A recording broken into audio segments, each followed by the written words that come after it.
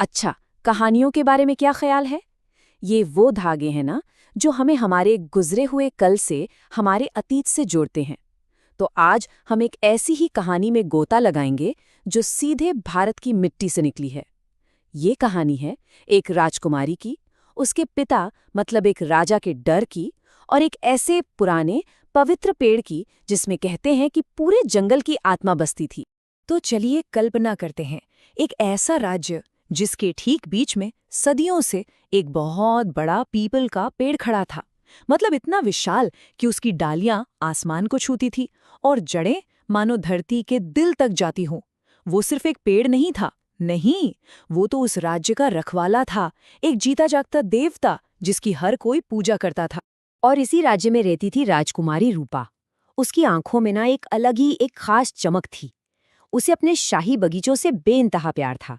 जैसे ही मौका मिलता वो अपनी किताबें विताबें छोड़कर सीधा फूलों और तितलियों के बीच पहुंच जाती।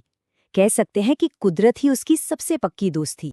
तो एक दिन की बात है, एक बहुत ही खूबसूरत सुनहरी दोपहर थी और रूपा बगीचे में खेल रही थी। तभी उसकी नज़र एक ऐसी चीज पर पड़ी जिसने सच में सब कुछ बदल के रख दिया। वो बस एक पल की मुलाकात थी, लेकिन वही एक बहुत लंबे सफर की शुरुआत होने वाली थी। अचानक से हवा में जैसे कोई चमक पैदा हुई।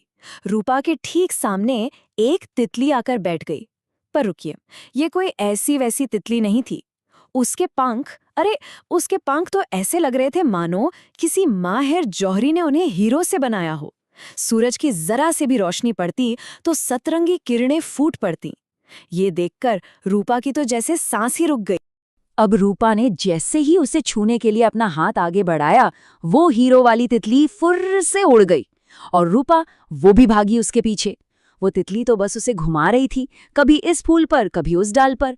रूपा सब कुछ भूल गई, बस उसके पीछे भागती रही, बगीचे की हदों से बहुत दूर, जंगल में और गहरे और गहरे।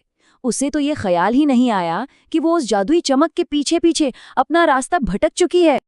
और फिर अचानक से वो तितली कहीं गायब हो गई, जैसे कोई जादू था जो खत्म हो गया। रूपा ने रुककर चारों तरफ देखा और पाया कि वो घने जंगल में बिल्कुल अकेली खड़ी है।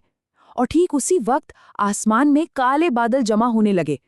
साफ था, एक भयानक तूफान आ रहा था। देखते ही देखते सूरज बादलों के पीछे छिप गया और पूरे जंगल में अंधेरा छा गया। तेज हवा पेड़ों से टकराकर अजीब सी डरावनी आवाजें करने लगीं। फिर जोर से बिजली कड़की और बारिश की मोटी मोटी बूंदें गिरने लगीं। अब बेचारी रूपा का डर उसके आंसुओं में बहने लगा। वो बस रो ही रही थी कि उसे महसूस हुआ जैसे किसी ने उसे छुआ हो। उसने डरते डरते पलटकर देखा। अरे, ये तो वही पवित्र पीपल का पेड़ था। उसकी एक मोटी डाल बिल्कुल एक माँ के हाथ की तरह बहुत धीरे से उसकी तरफ बढ़ी और उसे इतने प्यार से उठाया कि उसे तूफान से दूर अपनी पत्तियों की गोद में छिपा लिया। उस पेड़ ने रूपा को अपनी घनी पत्तियों की छतरी के नीचे तब तक महफूज रखा जब तक कि तूफान पूरी तरह रुक नहीं गया और राजा के सिपाही उसे ढूंढते ढूंढते वहां आ नहीं गए। और दोस्तों, उस दिन जंगल में एक बहुत ही अनोखी दोस्ती की शुरुआत हुई। लेकिन कहानी में एक मोड़ था। कहते हैं ना, जहां बहुत ज्यादा प्यार होता है वहां डर भी अपनी जगह बना लेता है। राजा अपनी बेटी को अपनी जान से भी ज्यादा चाहता था और अफसोस यही बेइंतहा प्यार एक बहुत ही भयानक फैसले की वजह बनने वाला था। तो अब ऐसा होने लगा कि रूपा का ज्यादातर वक्त उसी पीपल के पेड़ के पास गुजरता।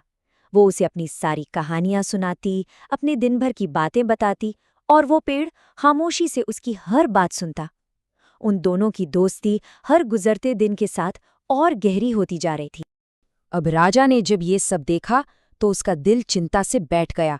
मतलब एक पेड़ और एक इंसान की दोस्ती, ये बात उसकी समझ से बिल्कुल बाहर थी। उसे एक अजीब सा डर सताने लगा कि कहीं ये जंगल उसकी बेटी को उससे छीन न ले।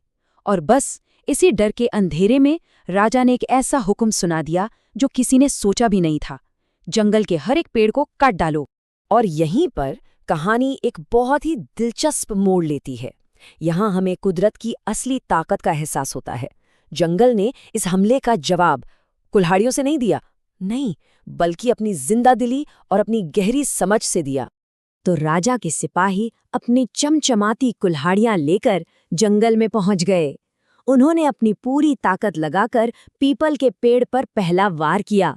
एक टहनी कटकर नीचे गिरी, लेकिन अरे ये क्या, अगले ही पल ठीक उसी जगह से एक नई हरी भरी टहनी उगाई। उन्होंने फिर से वार किया और फिर वही हुआ। वो काटते गए और पेड़ उगता गया, काटते गए और उगता गया। ये देखकर तो सिपाहियों के पसीने छूट गए। उनका सारा घमंड अब डर में बदल चुका था। और ठीक तभी पूरे जंगल में एक गहरी गूंजती हुई आवाज सुनाई दी। ये आवाज उस पीपल के पेड़ की थी। पेड़ ने कहा, हजारों सालों से हम पेड़ों ने इंसानों को वो हवा दी है जिससे उनकी सांसें चलती हैं, और आज वो हमें ही खत्म करने आए हैं। और फिर उस आवाज ने वो बात कही जो असल में एक शाश्वत सत्य है, जो सदियों से गूंज रहा है। याद रखना, अगर पेड़ नहीं रहे तो इंसान भी नहीं बचेंगे। ये कोई धमकी नहीं थी, ये तो एक ऐसी सच्चाई थी जिसे झुटलाया नहीं जा सकता। जंगल से आई वो आवाज सीधी राजा के दिल में उतर गई। बस एक ही पल में उसकी आंखों से डर और घमंड की पट्टी हट गई और उसे सब कुछ बिल्कुल साफ नजर आने लगा। राजा को ये एहसास हुआ कि अपनी बेटी को बचाने के जुनून में वो कितनी बड़ी गलती कर रहा था। वो तो पूरी इंसानियत को ही खत्म करने पे तुल गया था। उसे समझ आया कि पेड़ों को काटकर वो अपनी बेटी को नहीं बल्कि अपनी ही दुनिया की जड़ों को काट रहा है। राजा ने अपने कांपते हुए हाथों से हुक्म वापस लेने का इशारा किया। सिपाहियों ने फौरन अपनी कुल्हाड़ियां नीचे फेंक दी। जंगल में एक बार फिर वही सुकून भरी शांति छा गई। और सबसे अच्छी बात, राजा ने भी रूपा और उस पीपल के पेड़ की इस अनोखी दोस्ती को पूरे दिल से अपना लिया। तो ये सदियों पुरानी लोक कथा आज हमारे लिए क्या मायने रखती है? देखिए, ये सिर्फ पेड़ बचाने के बारे में नहीं है। ये हमें याद दिलाती है कि कुदरत के साथ हमारा रिश्ता दुश्मनी का नहीं बल्कि दोस्ती का होना चाहिए। एक ऐसा रिश्ता जिसे अगर हम भूल गए तो शायद हम खुद को भी खो देंगे। ये सोचने वाली बात है ना?